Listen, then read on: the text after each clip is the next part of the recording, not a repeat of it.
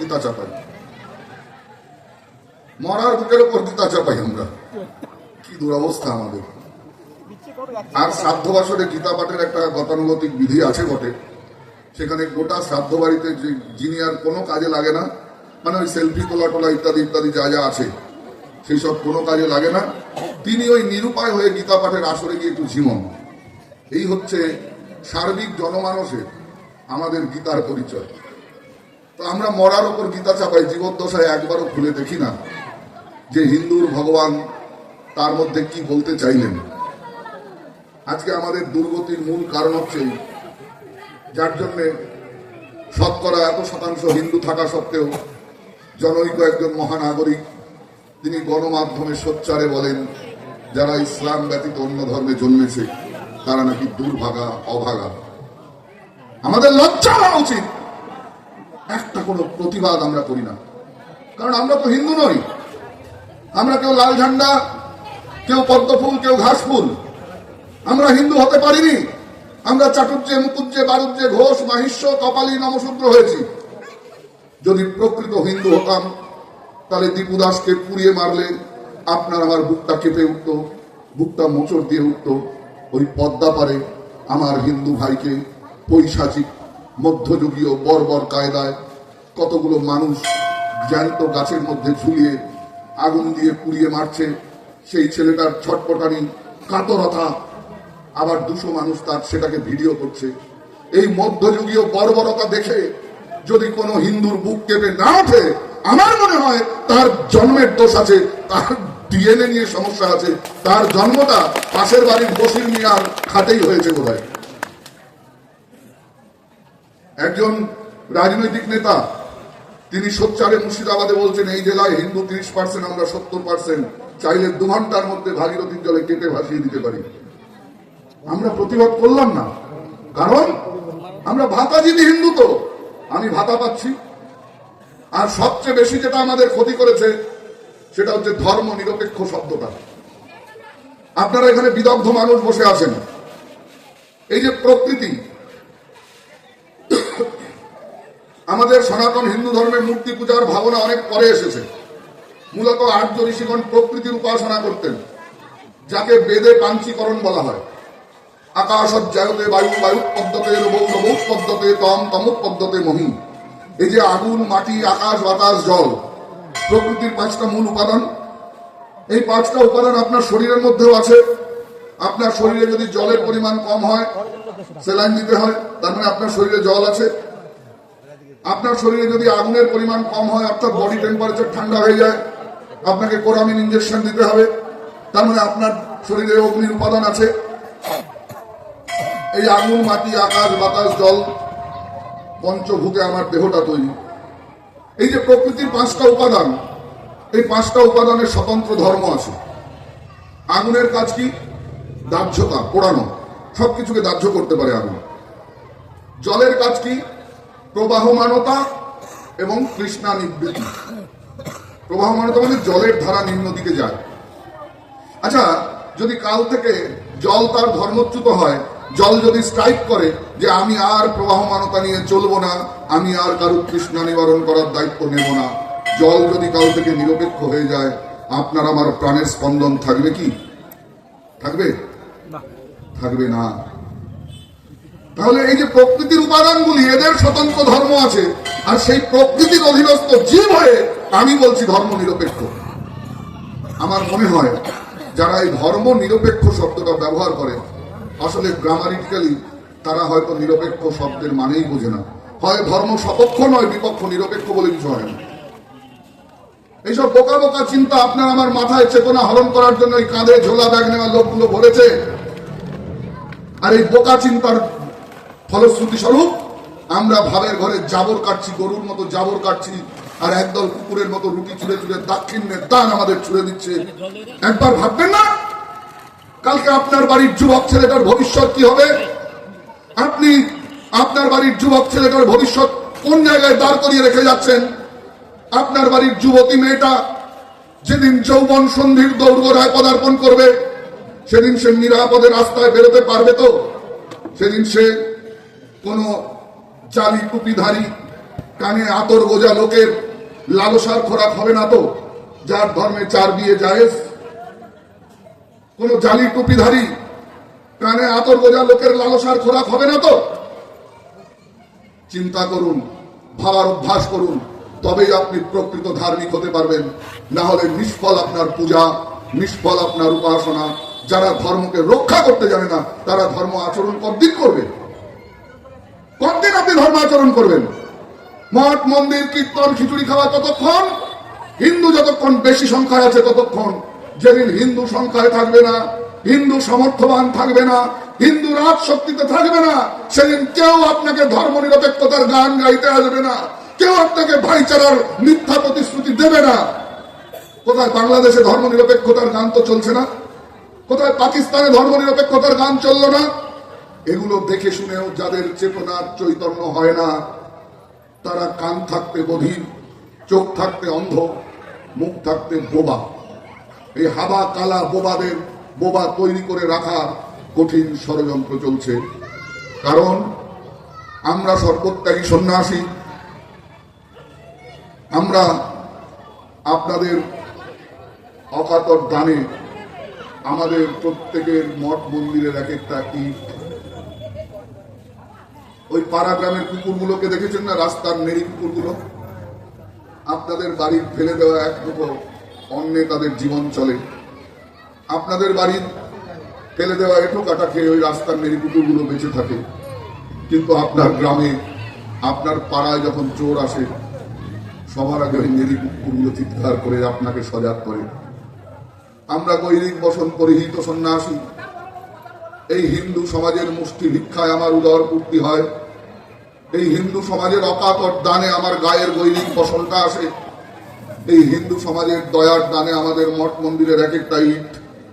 যেদিন যেদিন হিন্দু সমাজ বিপদগামী হবে, যেদিন যেদিন হিন্দু সমাজ বিপদগ্রস্ত হবে, যেই দিন হিন্দু সমাজ অধপতিত অবস্থায়, অধোগামী অবস্থায় আসবে, সেদিন আমরা নিজেদের মঠ মন্দির ছেড়ে ওই রাস্তার কুকুরগুলোর মতো, পাড়ার নেড়ে কুকুরগুলোর মতো আপনাদের সামনে বারবার চিৎকার করে সোচ্চারে বলবো, ওহে মোহনিদ্রিত ভাতাজীবী হিন্দু জাতি, তোমরা একটু জাগো, একটু জাগো, একটু জাগো। তোমরা যদি আজ নিদ্রিত থাকো, আগামী 10টা বছর অত্যন্ত ভয়াবহ, অত্যন্ত ভয়াবহ। কি ভয়াবহতা আপনাদের সামনে অপেক্ষা করছে, কারা যে আপনাদের বিরুদ্ধে ছুরি শান দিচ্ছে, আপনি এখনো আন্দাজ করতে পারছেন না। আপনি ভাবছেন আমি তো ভাতা পাচ্ছি। কতদিন ভোগ করবেন ভাতা? কতদিন ভোগ করবেন? আপনার অস্তিত্ব থাকবে তবে তো আপনি ভাতা পাবেন। আপনার যেখানে অস্তিত্বের সংকট, যেখানে আপনার বাড়ির মা বোনের আব্রু গনিমতের মাল হতে চলেছে, সেখানে আপনি ভাতা নিয়ে সন্তুষ্ট থাকবেন? একদিন এই বাংলার মাটিতে বাঙালির ঠাকুর কলিযুগ পাবনা অবতার শ্রীমান মহাপ্রভু এসেছিলেন, জাগাবার জন্য এসেছিলেন। যেদিন মলয় চাঁদ কাজী প্রকাশ্য ফতোয়া দিয়েছিলেন হিন্দুরা আর প্রকাশ্যে ধর্মাচরণ করতে পারবে না, সেদিন কিন্তু মহাপ্রভু একবারের জন্যও প্রেম বিতরণ করেন নাই। সেদিন কিন্তু মহাপ্রভু একবারের জন্যও বলেন নাই, যদি মারিস কলসি কানা তাই বলে কি প্রেম দেব না। সেদিন মহাপ্রভু কিন্তু শ্রীবাস অঙ্গনের দরজাটা বন্ধ করে দেন নাই।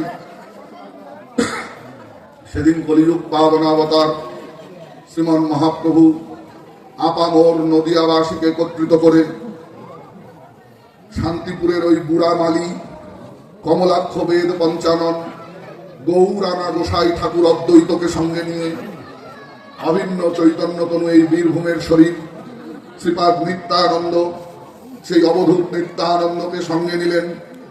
আপামর নদিয়াবাসীকে একত্রিত করে 14 মাধল সহযোগে সংকীর্তন মণ্ডলী সাজালেন, আর সঙ্গে রাখলেন মশাল। মশাল নিয়ে কাতারে কাতারে মানুষকে সঙ্গে নিয়ে সেদিন মলয় চাঁদ কাজীর দরবারে অভিযান এনেছিলেন, কাজীর দরবারকে ঘেরাও করেছিলেন। দূর থেকে মলয় চাঁদ কাজী দেখছেন, ও যেন নবদ্বীপের ওই শান্ত নিমাই পণ্ডিত নয়, ও যেন রাধা ভাব ও সুবলদ্যুতি চিকুরচার ও কেশোদ্দাম আজানুলম্বিত ভুজ সেই গৌর সুন্দর নয়, ও যেন উগ্রবীর মহাবিষ্ণু জ্বলন্তম সর্বতোমুখম নৃসিংহম ভীষণম ভদ্রম মৃত্যুন্নবাম্যহম দুরাচারী হিরণ্যকশিপুরকে একদিন যেমন নৃসিংহ রূপ ধারণ করে ছিঁড়ে ফেলেছিল, সেই নৃসিংহ রূপ দেখতে পাচ্ছেন মহাপ্রভুর মধ্যে। ভয়ে কাঁদতে কাঁদতে নিজের শান্তিদের বলছেন, নিজের লেঠেলদের বলছেন, ওরে তোরা কে কোথায় আছিস? নিমাই পণ্ডিত যেন আজকে সেই শান্ত নিমাই পণ্ডিত নয়, ওকে আজকে কোনো কিছু দিয়ে ঠেকানো যাবে না, তোরা শিগগিরই ফটকের দরজা বন্ধ কর। সেদিন ফটকের দরজা বন্ধ করে মহাপ্রভুকে রুখা যায়নি। রাগে বুঝতে বুঝতে সেই মহাপ্রভু সেদিন কাজীর দরজার ফাটকের দরজা লাঠি মেরে ভেঙে ফেললেন। সারা বাগান জুড়ে আগুন লাগিয়ে দিলেন কাজীর দরবারের চারপাশে। রাগে ফুসতে ফুসতে বলছেন, ধর কাজী, মার কাজী বেটা, কোথায় পালালো কাজী? ধরি ছাটি কাটি আর কথা, আজ এই ভুবন করিব নির্জবন। এই মহাপ্রভুকে কড়ায় কড়ায় উপাসনা করুন।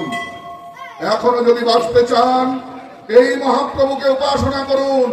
ওই মেলি রাধা ভাব সুবলদ্দুপী মহাপ্রভু কোনদিন ছিলেন না। মহাপ্রভু ছিলেন সিংহ পুরুষ।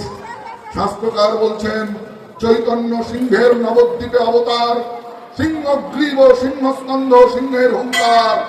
সেই মহাপ্রভুকে উপাসনা যদি না করেন আর বাঁচতে পারবেন না।